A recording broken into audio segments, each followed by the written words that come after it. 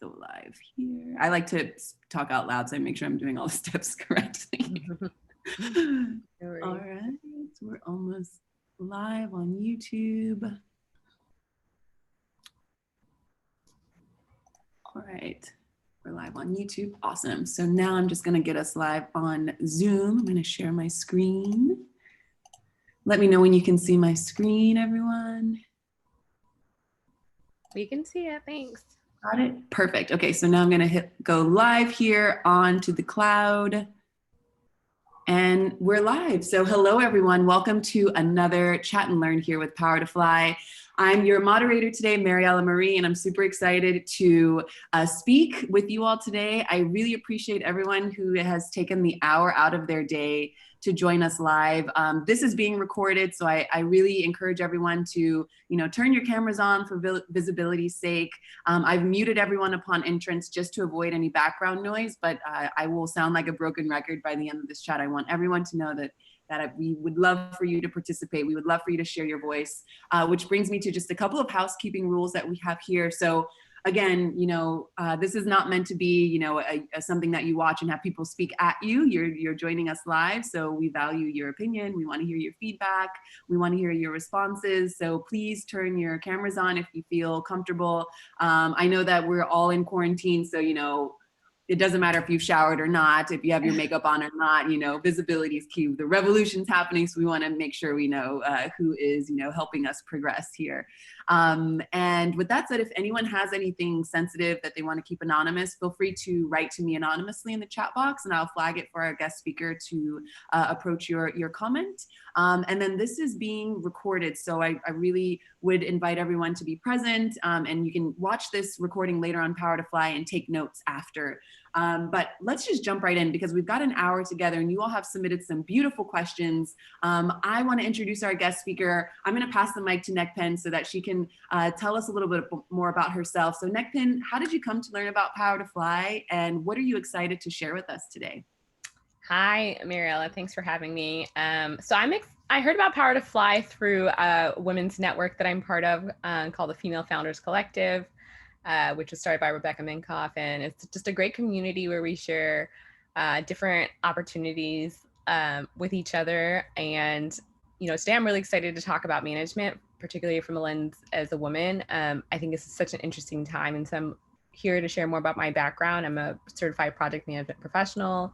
I'm also a manager at Deloitte Consulting in our strategy and analytics practice, focusing on tech strategy for financial services companies. And outside of my role at Deloitte, I work as CEO of Women Work, which is a women's empowerment nonprofit targeting equity and justice for women of color. Outside of that, I enjoy volunteering. So I support the Apollo Theater here in New York, New Leaders Council. I'm on their National Diversity Leadership Council. And I organize for young professionals for Biden to ensure a more equitable world and engagement for all. Overall, I'm passionate about tech access. I think it's important for us all to be part of this digital revolution. Even as we're going virtual during this pandemic, it's critical that we give access to as many people as possible to join with that lens of diversity and inclusion. And of course, women are my sort of like personal mission. I think women have so much potential. The inequities we face are really unfair. And I'm here to share my best practices as a female manager, particularly in this time of the pandemic, to manage remote teams well. Awesome. Well, I'm super excited to learn with you, learn from you. And we've got some live callers here. If you have not yet, please write in the chat box where you're calling from. So Nekpen is calling from New York. I'm in Buenos Aires, Argentina right now. So if you haven't already, let us know where you're calling from in the chat box. I just like to see where we are in the world. And like you said, the power of digital community is key, especially in these times. So we've got Chicago representing, London on the line. Thank you so much, everyone, for joining. And with that said, you all have submitted some great questions. We got Texas. I see you just wrote it there in the chat. Thank you for that.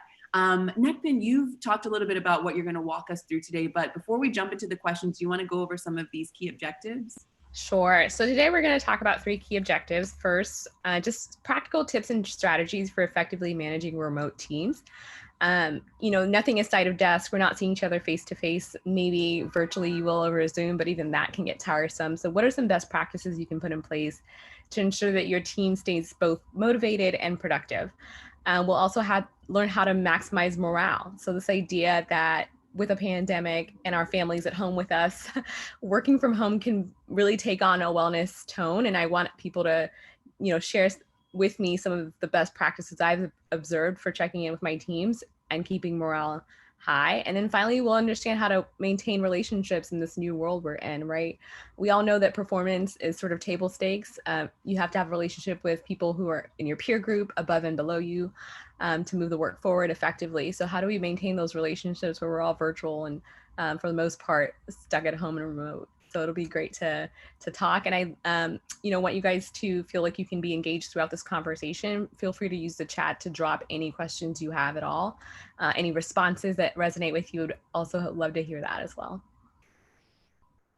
Absolutely. And then with that said, I just want to see where everyone is in their journey, as we are in a historic moment of history, I would say. So if you want to just give us some background information already before we start the chat, let us know, if you have anything, that has come to mind even as of last night, because I know that everyone has submitted some great questions offline, throughout the last couple of weeks that we posted this chat.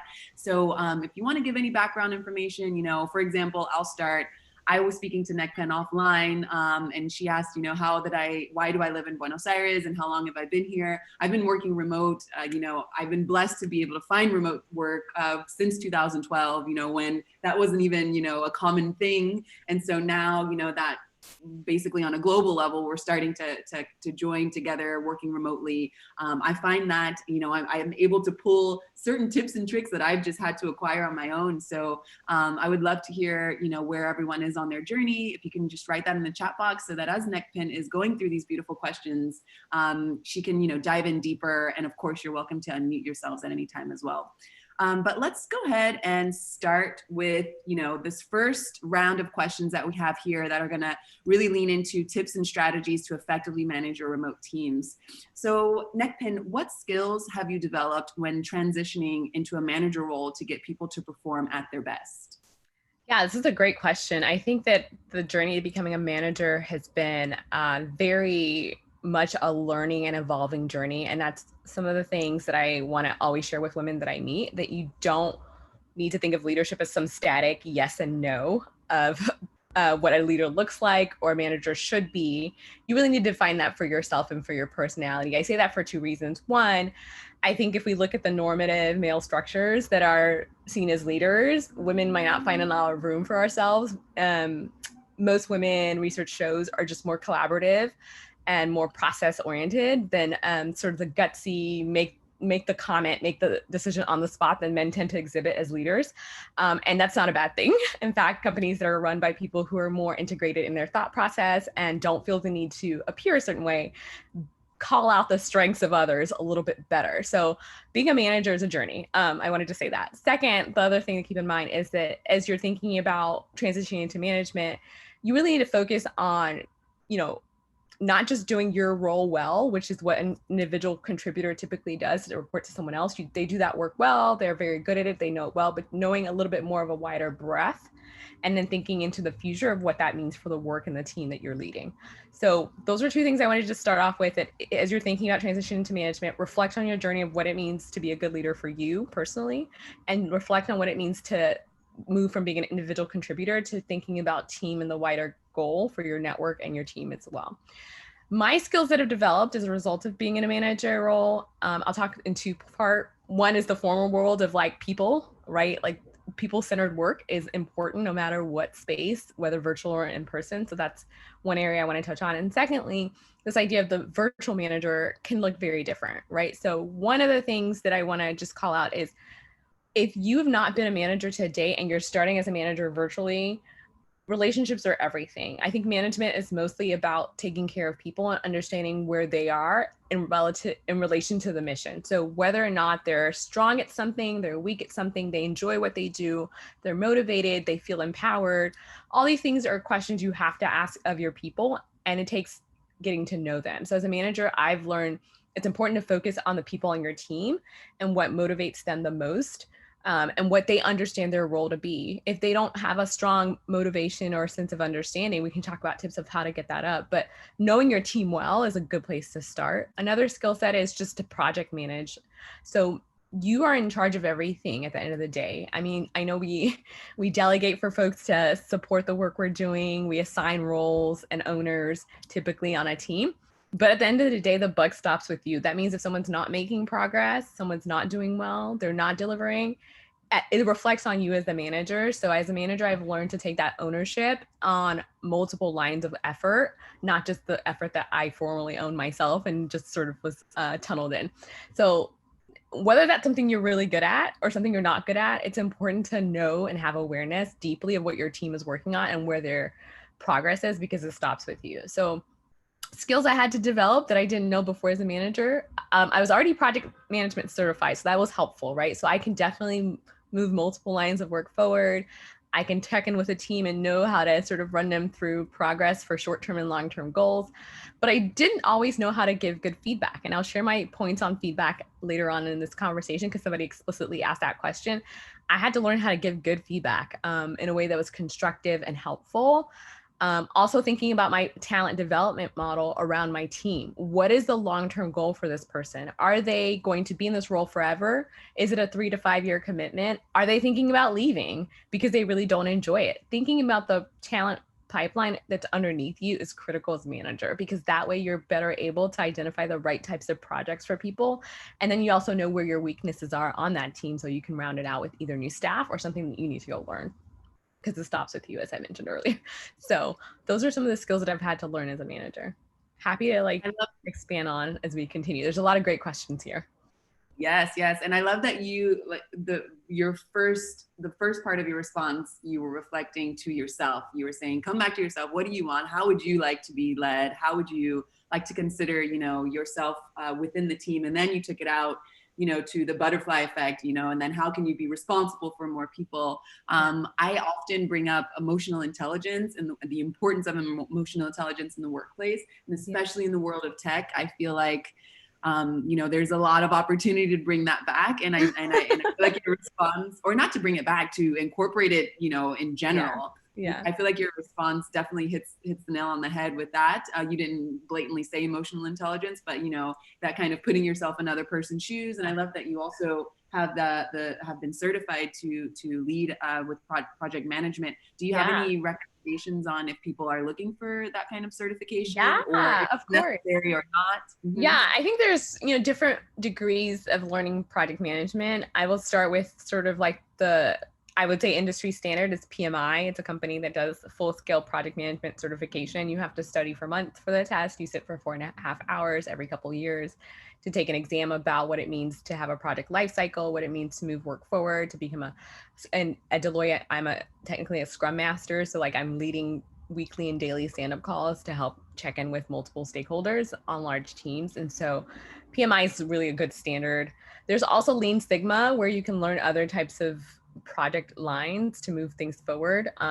Even as cheap as and affordable, as Udemy and Coursera, LinkedIn. There's some really great courses that are more accessible if you don't want to invest that much money to become a certified PMP. You can always take free courses online that help you better, again, size things from start to finish. And the goal of a project manager, even if you don't directly manage people, is to make sure the work is getting to move forward and you're removing roadblocks, which is what I think a good manager is anyway. Someone who wants the work to move forward, right, in the best way possible and removes roadblocks. My biggest thing I tell my team is, I'm here to remove any roadblocks you have. Is it that you don't understand something? Is it that somebody's not cooperating with you? Is it that you don't have clarity on what the work is?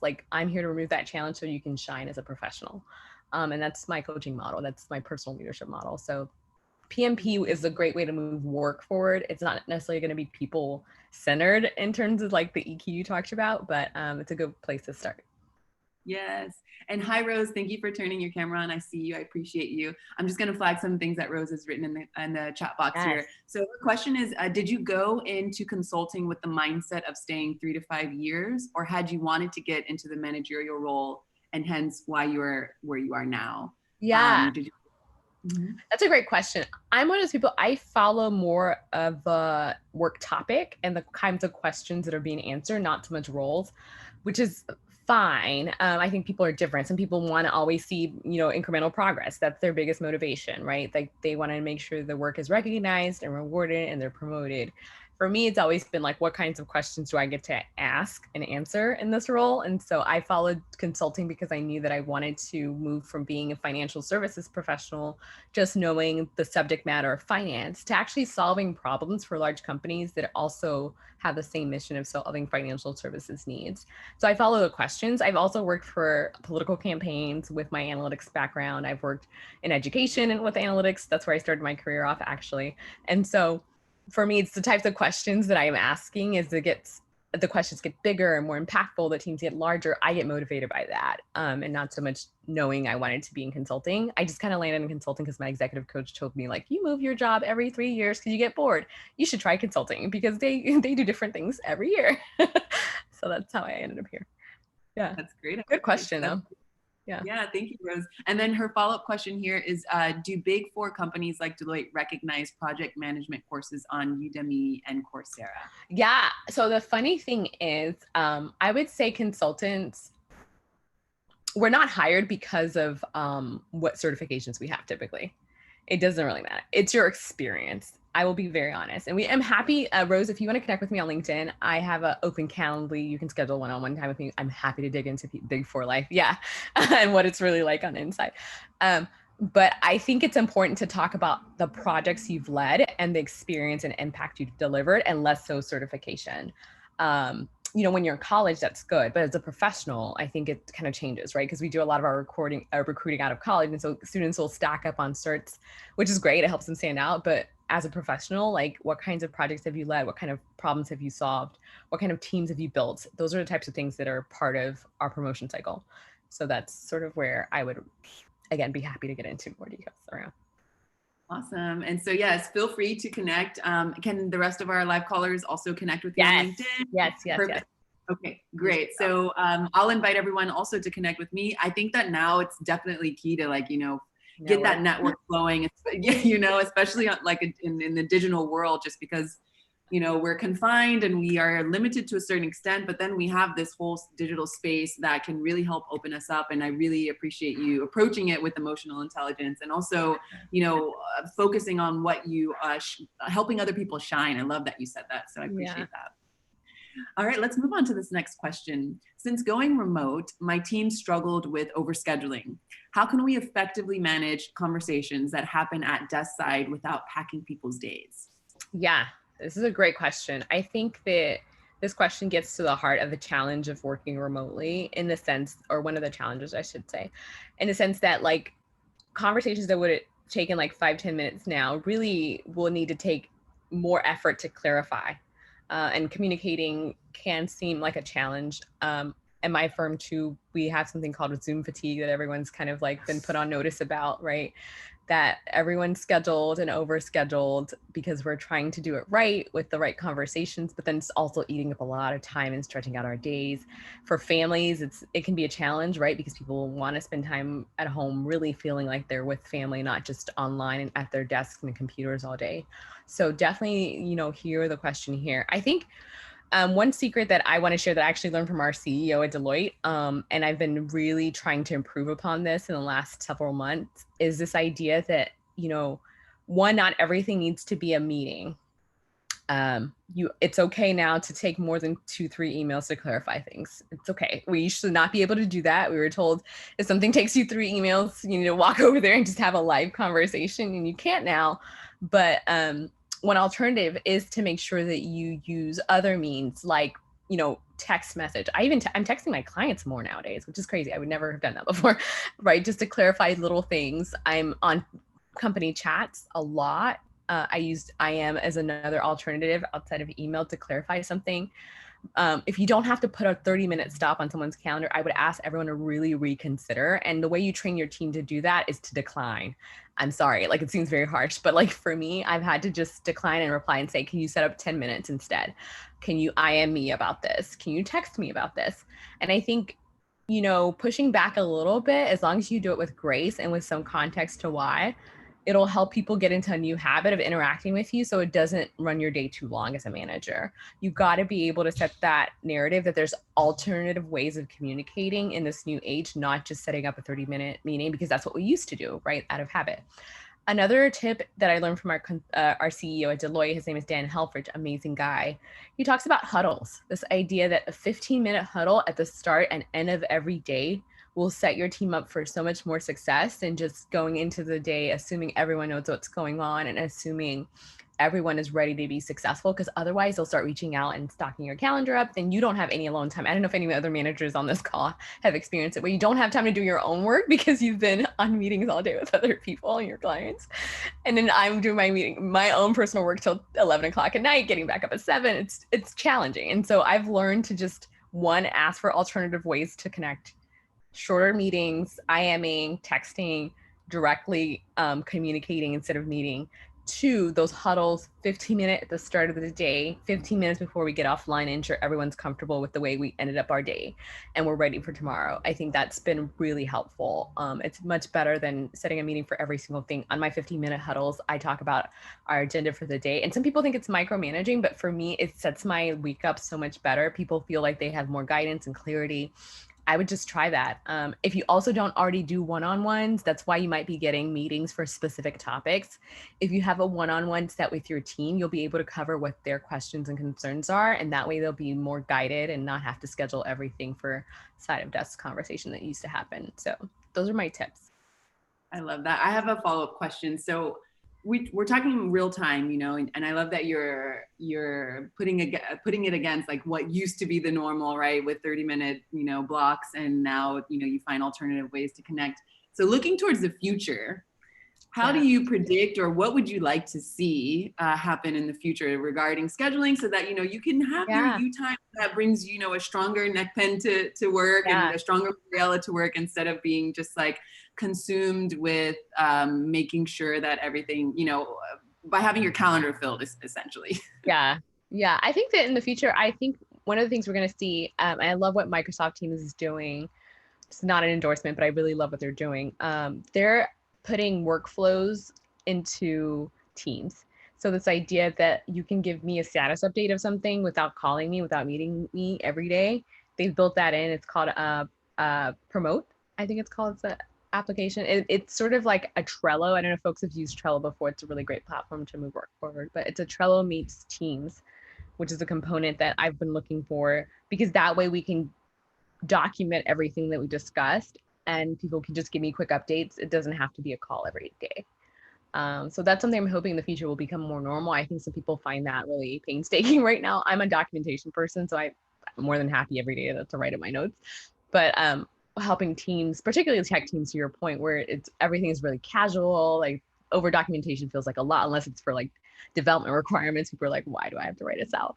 I think getting people more comfortable with this idea that like over communicating is the norm, and it is necessary, since we're not face to face and you don't know exactly like, what's going on at my desk like before, right? My desk could be my kid running around. My desk could be, I mean, I don't have kids, but like I assume a lot of people, all the parents in the space that I work in know I have reverence for them, because having children is so challenging, and having to have them at home right now must be like very challenging. And so I'm always respectful of like caretakers, parents, anyone who has like other things to do. I would just always want people to be more communicative and think about managing up through documentation would be what I would hope for in the future. Awesome. Great advice. Yeah. I love that. And just to also set everyone up for success and to avoid burnout. And I think, like, to your point, it's about like working that muscle, right? So it's this new way of communicating and like, scheduling and just revising and reviewing. And it's going to be uncomfortable, because it's like, it seems this is a lot of information unless you focus on, correlating in that way. So I love that you're just, inviting us to be open to that. So awesome. Okay, let's move on to this next question here. So what are the current strengths and weaknesses of your team, and how do you use these to balance your team? Can you give examples of how you have leveraged strengths and weaknesses to your team's project's benefit? Yeah, that's a great question. I won't talk about my team now, but I'll talk about a past team I've worked on. So being in technology strategy, there's people who are super technical, but they don't have a lot of functional strengths. I tend to be higher on the functional side. Like I can build better systems, communication pathways, checkpoints, delivery. That is my strength and not so much the technical aspect, right? So I can follow what my developers are doing, obviously code check and run things, but I can bring up really strong systems. And I think that one of the ways that the strengths on my team play out is that our delivery is solid. Like when we get tests, so my team gets tested typically by another team at Deloitte. That's the model we work, because you want to not code something that you also test. There's room for error and bias when you do that, obviously. And so whenever my team, because of our technical strength and my functional management skills, we work well when it comes to delivering on time and quickly, because our testing is not going to present a delay usually in the teams I've worked on, which means that if we say we're going to build something in 3 weeks, we'll probably get it done on time because I'm a strong functional manager and my developers are great. And then we test quickly and we deliver it to client quickly as well, which is great, right? You want an on-time delivery that's low cost to the client always. That's the goal. All right. Weaknesses though, creativity. Creativity is hard for us. And so, our firm is typically known for solid delivery. If you can give us the vision, we're going to go make it happen.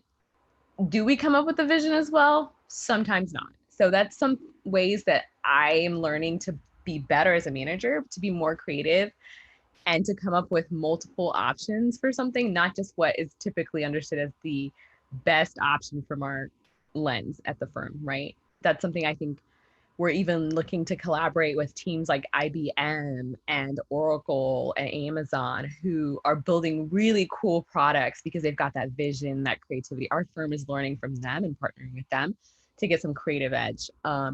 And so that's where, creativity is a problem when, for example, if it's a weakness we have, and it becomes more of a problem for the client, I think when you think about things not happening as expected, when you think about people changing their mind, which happens all the time, right? We've already sold them on something, but then they come back and they're like, I actually thought this other thing would be way more attractive. Can you help me think how to fit that into what was our old delivery model and keep it at the same cost and keep it on the same timeline, which is really challenging.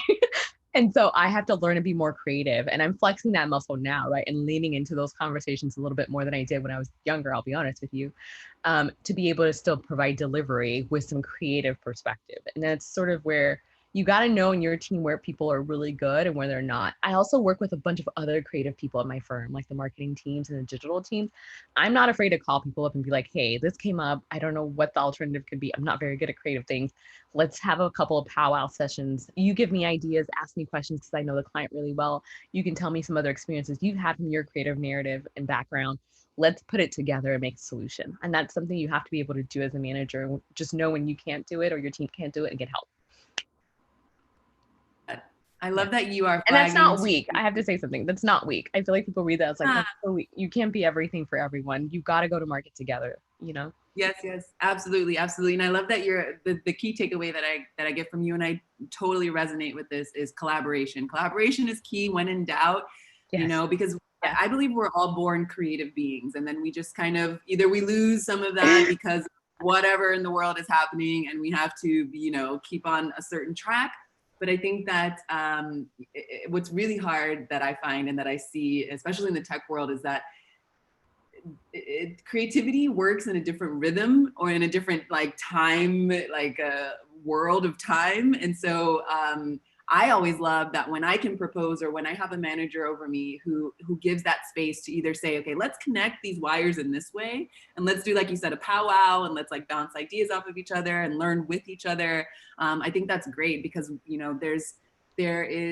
you can see it in different ways that people work when they think that they know all the answers, or they think that they are the highest creative source. And it's very, black and white essentially, but then you really see when other people are collaborating or giving that space to feed their creativity. And it's a practice, like you said, you're flexing that muscle, and it just comes with, working that muscle. So I commend you on that.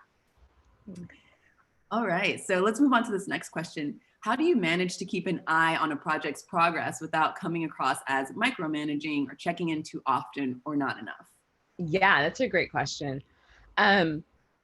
Project delivery is the core I would say, backbone of being a good manager, right? Like you gotta make sure things get done, though you're not doing it yourself, which can be a challenge, obviously. But for me, I have like three best practices around project delivery and progress. One is I'm very visual, and so um, I think being visual helps others also ensure we're seeing the same thing. So I often create like a one-page summary for large projects just to show where we're going, what the objectives are, and what each person's role is. That's really helpful for me. I also use Teams and Monday, which are kind of like a Trello, which are platforms that literally will have a full project summary and then key owners and tasks underneath each owner. And we literally will mark the progress and status of each of those project delivery timelines. So that's one way I do it. So, visualizing and showing people in a common place where we can all see what's going on is important. And setting that up front will be your role as the manager. You can pass it off to a junior staff if you want to, but for me, I lean in there because I want to make sure everything is documented well. I want to make sure everyone's clearly aware of their tasks, and the deadlines are clear as well. So just starting that off is important. In terms of the next piece, I like to make sure I have check-ins. So check-ins are things that I not tell people that they have to do with me. I ask them to join me. So what does that look like? If you have someone on your team that, for whatever reason can't check in every day, like I mentioned, our 15-minute huddles at Deloitte, if they can't join you every day, then ask them to tell you an alternative of the cadence that feels comfortable for them. It kind of assures that there's accountability, in the relationship, but it also doesn't give you the normative right as manager to say what that is, because micromanaging can look different for different people. Let's be honest. Some people think a daily check-in is micromanaging. Some people think a weekly check-in is micromanaging. Like, everyone's different. So check in with your team to see what works best for them. At best, once a week is my opinion, because we're in a virtual time where a week loss can be really hard to recoup. So I just try to check in at least once a week with my team. So check-ins are important. And then feedback. If you are not given constant feedback on the progress of a project and you're waiting until the deadline, it is too late. You need to have incremental steps where you've built in a checkpoint so that you make sure you're making progress towards your goal post. That's my advice. So I always try to say, like, if our delivery is in 1 month, we need to pick like maybe a midway point of what the project will look like and what progress we will see if we know we're being successful. And then the second half of it is just set up for more success because we know we've hit our first half. So just the incremental progress and check-in points are important, that are a little different from just talking about the progress with your team, but really are like a visible narrative of where you will be and what you have created to a certain point ahead of that key deadline. So you can check your progress status overall. Those are some of my tips on project delivery and progress. Again, just to recap, visualize, make sure everyone can see everything and where you're all headed and who's owning what. Check in with people. If you want to set up the cadence, confirm with people that it's okay so they feel comfortable and doesn't feel like micromanaging. And setting a goal post to make sure that midway or even 1/3 of the way, 2/3 of the way in the last third, what success will look like incrementally is really helpful so that you can help your team be successful. And I love that you're highlighting to be open and to expect feedback as well, because I know that for me, that's key as well. And that keeps you on track, that keeps you tighter, lets people know that you're interested, and then you get to grow as well, as the person that's managing, a team. So I find that asking and expecting to have these, frequent check-ins to get feedback specifically so that everyone is comfortable and nobody has to, use their day wasting energy on being uncomfortable. I love that you're like check in and see what it means for different people on the team. So thank you for that. That is also implementing emotional intelligence, in my opinion. It's not what I say goes. It's like, well, how do you feel and what do you think can work in this situation? I'll be honest with you also, like, I've worked on campaigns, and campaign staff used to be either super young people or super old people. No offense to anybody in the middle, but like, the generations have shifted. Like, being a good manager now is not telling people, here's what you need to do, here's how we're going to do it, here's the delivery timeline, you have to do it. Nobody will want to work for you. So don't be that person who thinks being a good manager is being so stiff. It's really a conversation of what's working best for everyone. I mean, we're in a pandemic. You have to be receptive to people's wellness and what's working for them versus not. People are quitting jobs. I read somewhere the other day that women are quitting at like, typically a woman would leave the workforce 6% a year. It's now 27% because people don't want to be stressed out. Nobody wants to work. Like, it's not worth it. Like, it might be worth it, but mostly it's not, because nobody wants to be stressed. So like, be that compassionate person who's like, yeah, we have to do this work together, but there's a nice way to do it. And there's a human-centered way to do it. And checking in with people, I think going back to my first tip earlier, know your team, know what works for them, what their personality is like, what's going on at home with them. What is it that they're concerned about at this time? What is it that they want out of this job? I mean, that could have shifted, right? Depending on who they are. Once the pandemic hit, they may have been like, you know what, I'm planning my exit in a year. Like, I don't want to work. You don't know. Check in with your team and build that relationship so they can be honest with you and give you that feedback in a fluid way so it's not uncomfortable. And the more you learn about their personality, like, the better you can structure and manage them and support them and keep their morale high. It takes that investment from you to say, I care about you as a person. I want to know what's working. I know we have to do this work, but like, what does that look like for you? It looks very different for everyone. So it's important to have that conversation. And especially if we're talking about, making teams more diverse and inclusive, definitely is shifting as far as like, opening the narrative and seeing, what works and what doesn't work for people. Yeah. So, and that all the more reason to have feedback and be flexible as a manager, because if we do want to have more diversity and inclusion, it's like, we got to hear these voices that haven't been included, for so long. Mm-hmm. Great. I love that you're posing that. So, okay. Thanks, Amy, for writing in the chat box. Great advice for right now. Yeah. Great. So I'll leave just a little space open before we go into the next round of questions. Does anyone on the call have any questions they want to ask live? I will just do a light pause to give you all some time to unmute yourselves if so.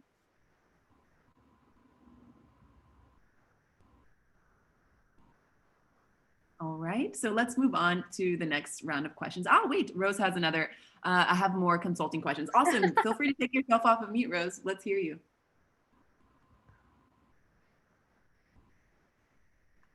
I was just going to leave this for LinkedIn because I do have a lot more questions just about management. Yeah, of course. Happy to connect. Let's do it. Next question I have is how you're managing to, do all of this other stuff on the side. Like, I've heard that consulting is already demanding. Yeah. Demanding job. Yeah, I think that what's important for me, I don't have kids and I don't have a husband. So I just want to put that out there. Like, it is me and myself and I. So I have a lot of energy and capacity outside of work. I say all this to say also, like, time management is important. Like, for me, if something is going to take more than 10 hours a week of my time, I'm probably not going to be able to commit to it. So all the things that I've been doing are things that are flexible. Folks want to work with me and be flexible to my time and my work needs. I always put that my client work is first. Like, I cannot drop the ball with my clients. My reputation and my career is on the line with that. And so with people understanding that, I feel like they've made it work so I can participate in different things, which is nice. I also am one of those people, like, I lean into anything I commit to. And so when you see that, like, I think that when you're bringing that type of energy, people are happy to work with you. That makes sense, right? So they know that if I have a weekend, I'm not going to say, oh, I don't work on weekends. Like, I'm never going to like deliver something on a weekend. Like, I don't say that. And so people are more flexible to say, okay, well, we meet Mondays at 5, but you're in client meetings. So why don't you get me whatever you need to get me by Saturday? And I will say, fine, I'll do that. That flexibility piece that we've been talking about the whole time. So that's sort of how I've been able to create capacity by, like, one, negotiating a little bit to say, like, I know it says this, but like, here's my schedule and I really want to contribute. Here's how I plan on contributing. Can you work with me? And that helps the conversation move forward. And I can do a little bit more, I think, with that. Awesome. Thank you for that, Nick.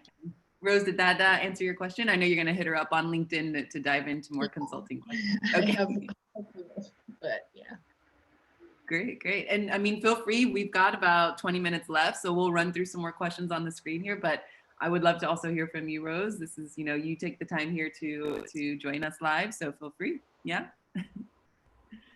Okay, so let's get into this next round of questions here. How to keep morale and productivity high, especially during these times. I can't wait to hear what you've got to say about these questions here. So what are some of the best questions to ask people to keep them engaged?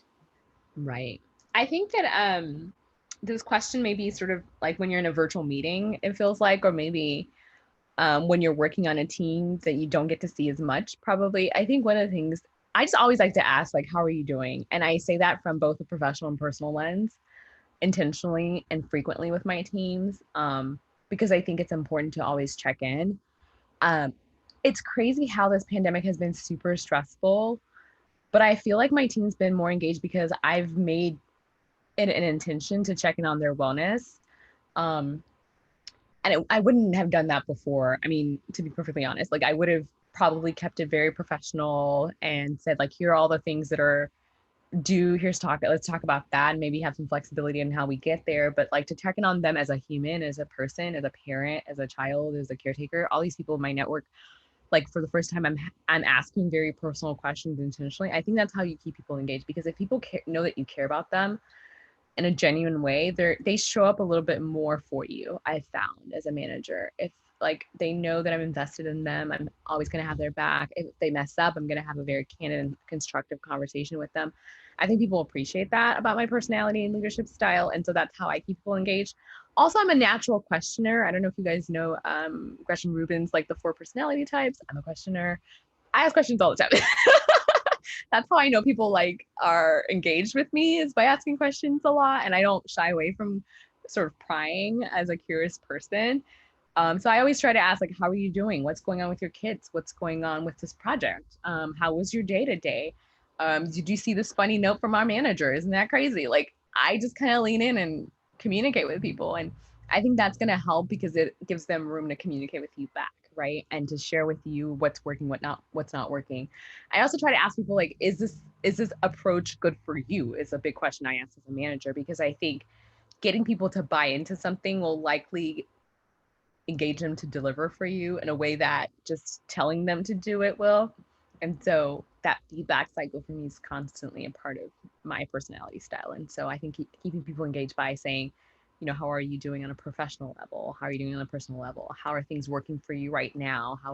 How's your personal life doing? Like, I think it's totally a new era, and I'm excited to lean into that, to bring our full selves really into work finally. Totally. Yes, absolutely. Like that authentic curiosity, not just asking because you should, but asking because you really genuinely want to know. Yeah. And I would ask, at what point, I mean, especially now, during this whole pandemic and this crisis that's bringing a lot of emotion and a lot of overwhelm, and, you know, a lot of different situations are coming up. At what point, you know, because let's kind of bring it back to a macro way of looking at everything. Our schedules are getting full, and then you do reach out to see how someone is doing on a personal level, and you realize there's a lot, there needs to be a lot more. Yeah, there's a lot underneath it. At what point do you either schedule more time or ask if you know, companies do have an HR, you know, how do you you know, maneuver in that kind of, yeah. You know, Oh, that's such a good point. I mean, totally hear you that like when you ask people how they're doing, you could get varied responses. Some of them are heavier than others. It's real. And I think the thing I always try to do is I try to think of like, what's in my locus of control? What can I help? What can I alleviate and support? So is it moving a deadline? Is it moving a task to some other way of delivery? Is it taking something off their plate? Literally, I've had to sometimes just say, it's fine, I can take this if this is too much for you. And then when I can, you know, focus on my locus of control, I think about what's like the next round, which is like, what does a professional need to step in and support on? And I think we're in a good place right now where people are really open to those things, where someone who doesn't know them gets to be invited to help them sort through things.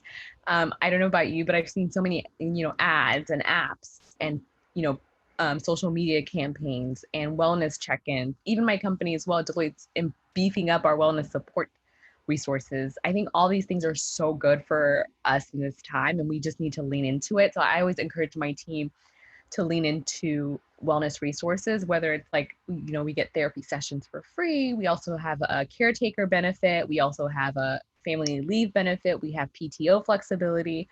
All these things are resources that people should take advantage of if they feel they need it. And I, as a manager, I'm the first person to say, like, you know, taking time off sometimes can be interesting, because I know that there's some managers out there who are like, don't ever ask for time off. Like, don't ever mention it. Just like pretend you're sick or something like that before they like let you get offline. I think it's important to not be that manager, like really give people what they need to be supportive and supported and successful. I think that there's gotta be a trust that people will take that with responsibility, and they'll really not abuse it. I don't think people want to be sick or unwell. I don't think people want to be stressed out. So giving people room to get better is not a weakness, and it's not vulnerability. It's being honest that as human beings, we're in a very difficult time and people need support. And that's why the support is there, right? Like our companies are spending so much money on these resources. Like, why not use them? So I always try to encourage my team, like, what can we control and really do within our space? And then the next level is like, what can the firm help us with professionals, and leaning into that. One last thing around sort of like this idea of, asking questions and getting different answers. I try to just ask more questions instead of judging. I think I've, had a really transparent check-in with a former manager in the past where I shared something very vulnerable and I just felt like it was taken the wrong way. And I don't know that I ever recouped from that relationship. I kind of just drifted away from that individual, unfortunately. And I say that to say that, like, if you're going to ask people something, take it for what it is and not to be like a solver. You don't have to be a solver. Like, people don't need you to fix them. They just want to be heard sometimes. And if they do need someone to fix them, it's probably not you, because that's not your expertise. Like, just leave that at the door and let a professional step in, and don't carry judgment with it. I mean, I think if you allow people to be vulnerable with you and you judge them, you'll never get that back. People only trust once. And so I try to be that person that's just very open and non-judgmental. I ask more questions of anything, and I try to say, okay, here's something I can offer. Is that something that's helpful? Sometimes people don't want your help. Like, they just want to vent, honestly. And so I've left room for that too. And I've learned that with time. Nobody's perfect. I've learned that with time. I love that you're highlighting that. And I think, so just to go to the polar opposite of, like, PTO, in the case that people do have PTO, I have seen in my lifetime of remote work that people who are just like these super overachievers that never take a PTO. And so having a manager like expect you to take a PTO because they know that otherwise you're going to run yourself into the ground and you're not going to be helpful for anyone, yourself or anyone. Right. And so, that person, like, being weary of like the person that might take advantage of it, but also being weary of the person that might not ever take advantage of it, and just to find the middle ground so that everyone is balanced. I love that. Exactly. Yeah. Yes. And then also, and can I say something, Mariella? Do you remember when, like, so I used to work from home a lot. So this is sort of, it's great to hear that you've sort of been doing it since 2012. I've been doing it more so since 2014, and Deloitte has been different in the last 2 years. But my point in saying this, I think the reason why a lot of people didn't think remote work could work is because they thought people would take advantage of it.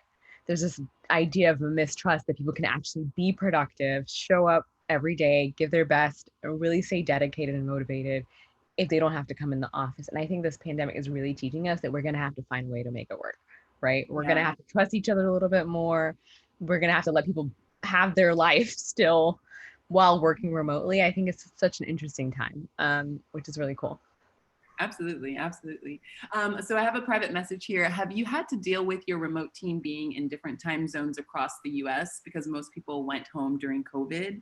Also, the whole wanting to be heard but not wanting a solution sounds like a woman or emotional intelligence thing. Huh? So yes, I agree with that. But did you want to touch on that first? Yeah, those are two good points. For sure, time zone differences are real. And that's where, at least in my experience, I've asked people to always use their calendar to let me know when they're online and offline. So literally my team that's on the on the West Coast, Pacific time zone, they had their calendar blocked when it's not their 9 a.m. so that I don't forget that, like, I cannot schedule something at 6 a.m. because that's not their 9 a.m. That's my 9 a.m. And that helps me. So I always say, use your calendar, right? Block off the time that you're really not available and not really online, so people are aware. Another thing with time zoning is I always try to start off a project by defining people's availability up front. And that even helps with parents, right? Or like caretakers, because not everyone's available from 9 to 5. And I think if it's the culture, or 9 to 6, depending on where you're at, if it's a culture that your job expects everyone to be online from 9 to 6, that's fine. At Deloitte, it's like 24/7. So it's like, you really have to set your own boundaries to be successful. And so I would say just have that candid conversation with the person or people you're working with to ensure that you have common online time that everyone is aware of and respectful of. And then use your calendar, obviously, I think is a good way to do that, to show availability. Good questions. Yes, great questions.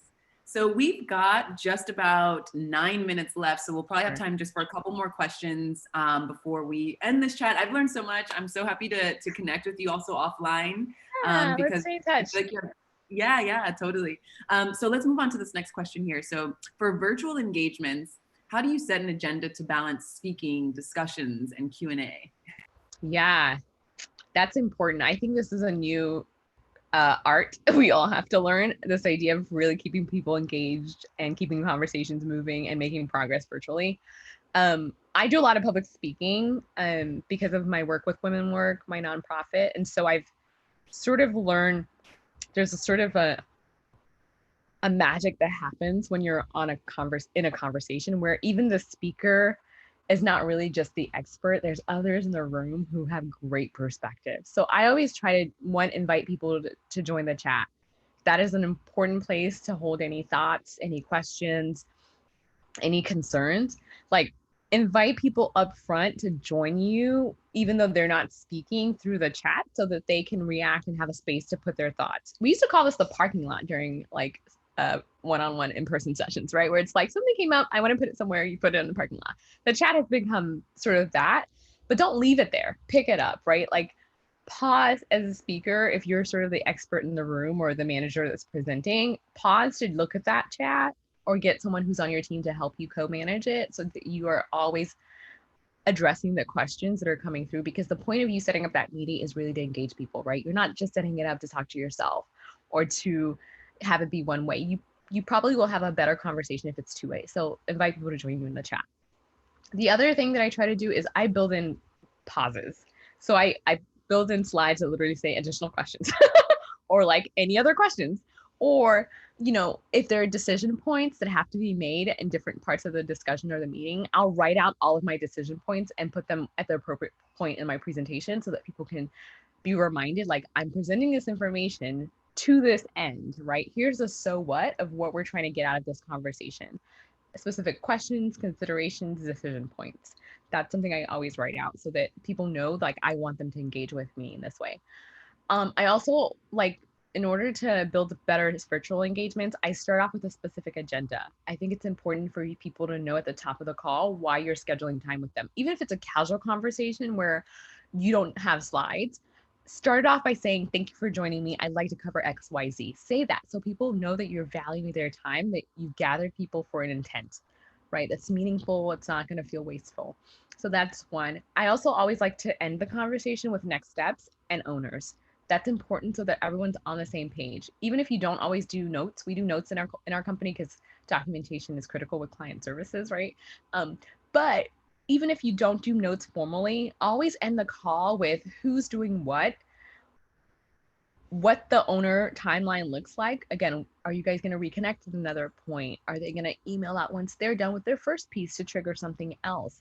What is it that you guys have decided on these meetings, these key takeaways? Close the conversation with that if you call the meeting, because you want to make sure people are on the same page. And I think that's how you can keep balance with people, just to make sure expectations are met and like you're hearing what you're really hearing, right? And ensuring people feel comfortable with those next steps they just verbalized. Happy to take any more questions, on this one. Yeah, I feel like, sorry to cut you off, but I love that the core of how you approach your work and the way that you share is to collaborate, even in you know, something like a virtual discussion.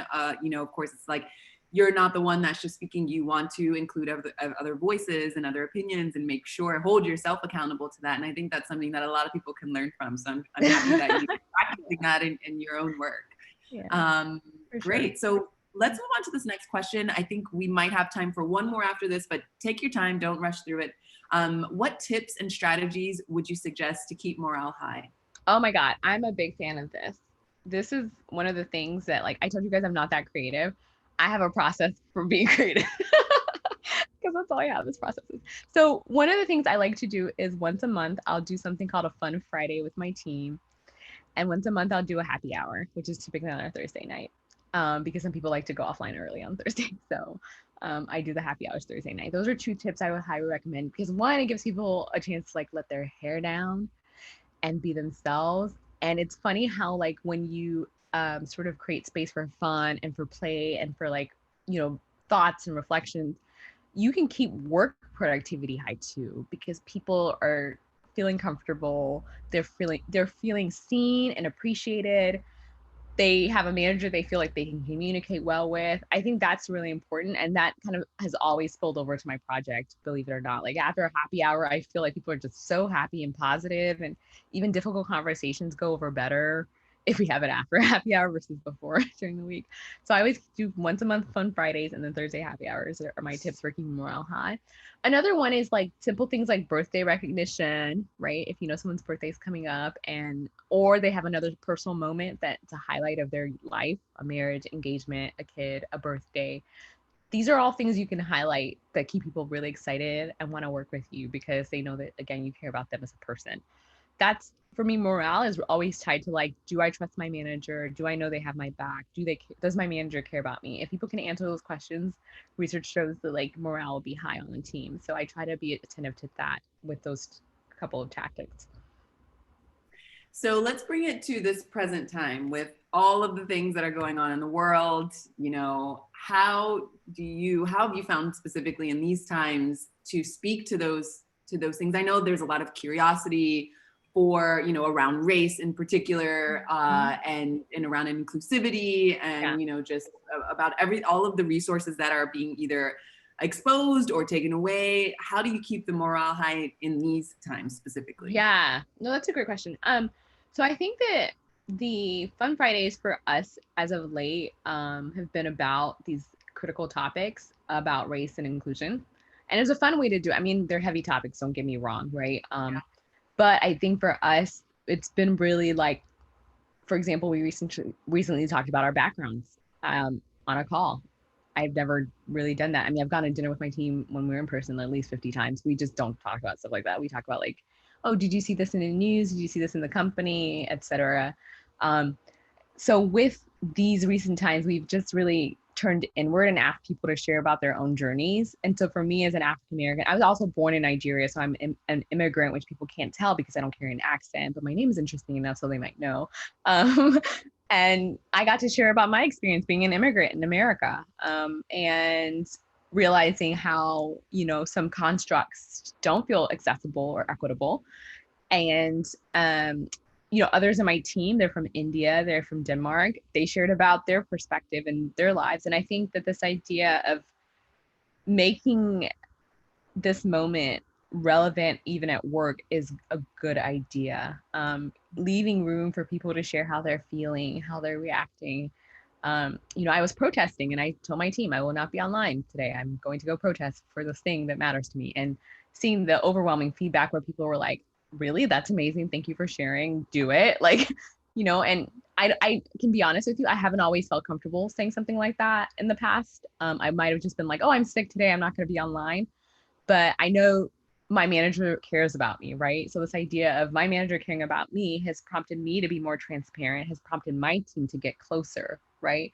So there's a trigger effect with the way leadership kind of leaves room for people to grow together or not. And so in these times, it's been really a good conversation starter for us. And I think that just having conversations is important. You don't have to have an agenda where, like, I'm going to tell you the 5 things about being anti-racist because I'm a Black person. Like, that's not my approach at all. My approach has just been sharing my story and saying, here's what it's felt like. Here's what I've experienced. I'm curious if others are having similar experiences, and I'm curious how we can build a more equitable world together, and seeing what people take with that.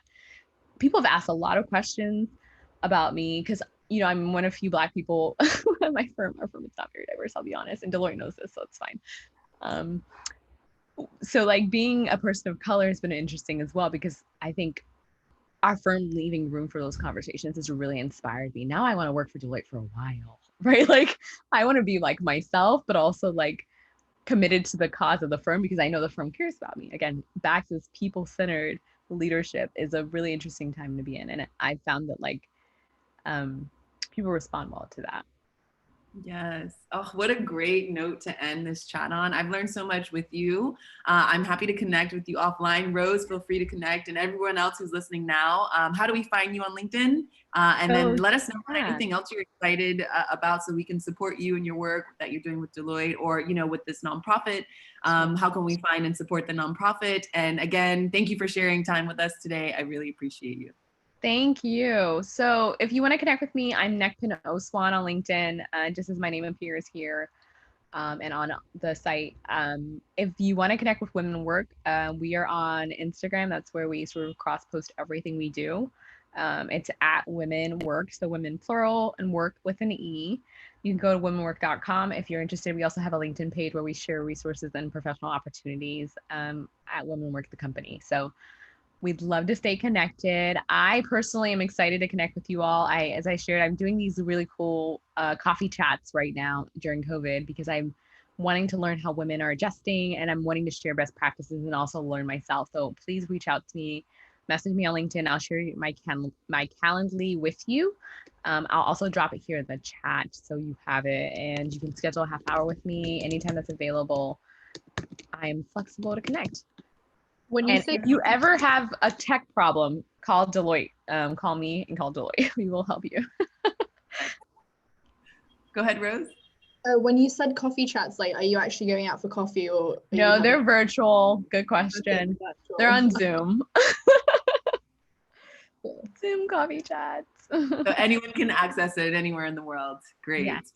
All right. So thank you everyone for joining. We're going to connect with you offline and have a great week, everyone. Okay. Take care. Take care all. Bye. Bye.